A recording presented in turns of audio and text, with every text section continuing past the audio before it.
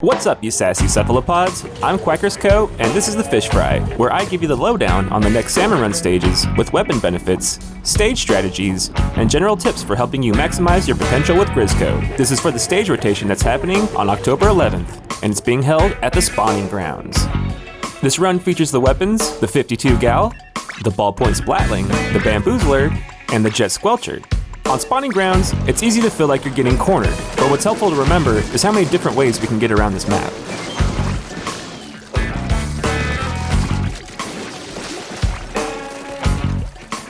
So look for whatever opportunity you have with ink on the walls. Even the smallest drip can help you get around.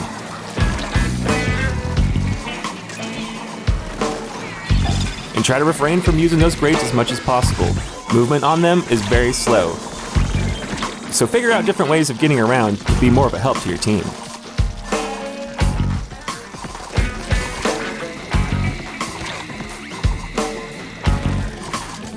Never feel like you don't have a way out here on high tide. Try to think of interesting ways that you can move around, because you're going to find yourself with low ink, and you're going to need a way out.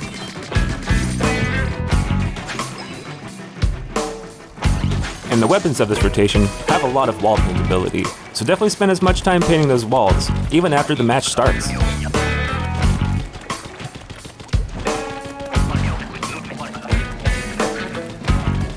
And if you find yourself without enough time to paint all those walls, think of the different movement options you have.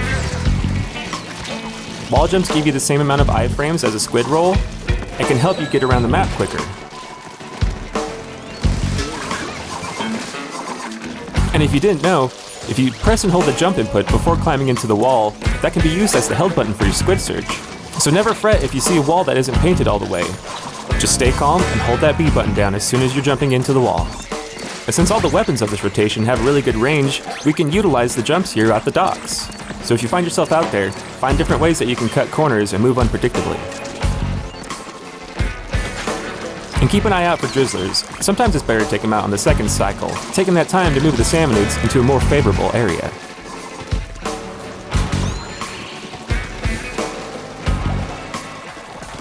And with the range of these weapons, taking out a fish stick from the ground level is nice and easy. Just try to aim more on the right side of them, that way they're spending more time in the area of your reticle. And since fly fish can be in really far away areas, it's helpful to jump throw your bombs to get a little extra distance on them, but you might find yourself falling down to the level of the salmonids, so make sure you have an extra strategy when you're going for something like this. And for faster fire rate weapons, when you're taking out a stinger, slowly move your aim upwards, as there's a small time window when you take a bucket out, but it's not causing any more damage to the buckets above it. And if you're dealing with the grillers match, try to stun them near the basket, that way when you splat them, the eggs are as close as possible to the basket. And one person's being targeted by two different grillers, that's a great time to move to the other side so that other people can run eggs.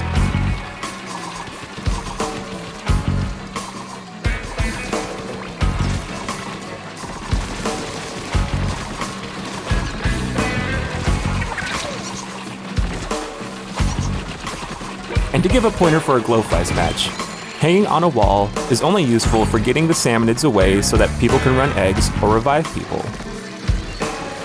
So try to only use wall hangs as very strategic moments during a glowflies match. And wall hangs can also be used in a normal match to move salmonids into another location or to get the opportunity on a boss. If you find yourself in the last 30 seconds of wave 3, feel free to use those specials in any way possible. It feels great to just take out a bunch of bosses or a bunch of lessers. So just in case you find yourself overran on spawning grounds, just know that you have a lot more movement options than you think you have. So try to think creatively as you move around this map.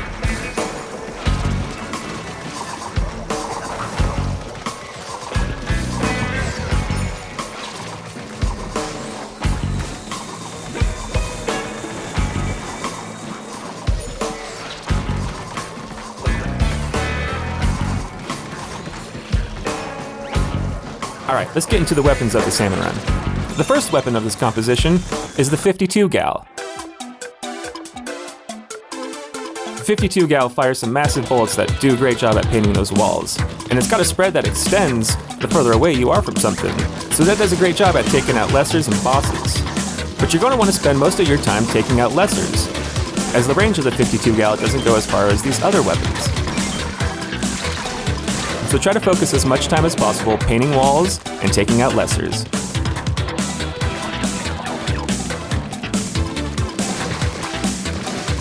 The second weapon of this rotation is the Ballpoint Splatling.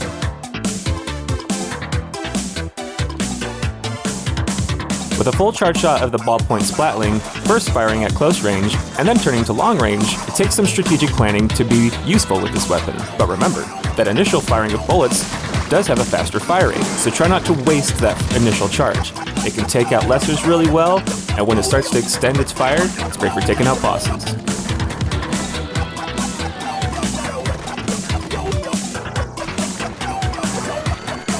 And mobility can be a little weird with the ballpoint, so try to stay calm and use your movements variables to get you to more places with better opportunities.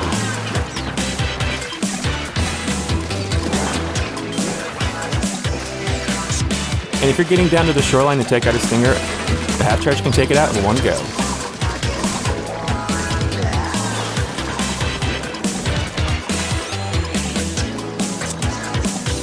And if you didn't know, there's a little red light on your life preserver ink ring that lets you know if you have enough ink to throw a bomb. So on a weapon like ballpoint, it's helpful to keep an eye on that just in case you see a mod sneaking up on you.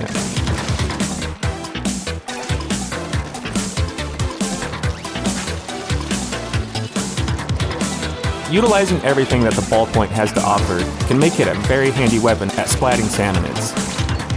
So just make sure you stay calm, keep those walls painted, and plan it out.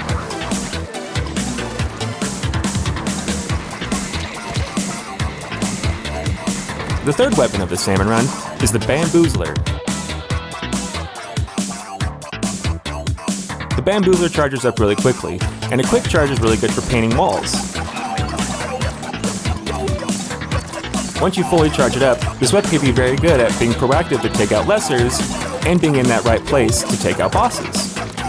So get used to how long it takes to fully charge this weapon. It'll be very useful on both providing attacks and support for your team.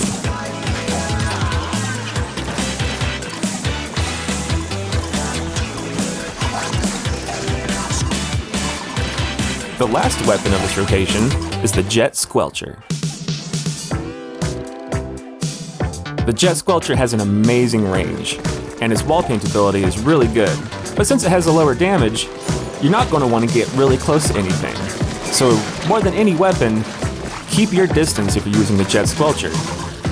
It's really good to cause needle damage on the lessers, but spend most of your time focusing on bosses. This is a boss splatting, wall painting tool. So make sure you keep your distance, and this weapon will be real handy on getting it cleared.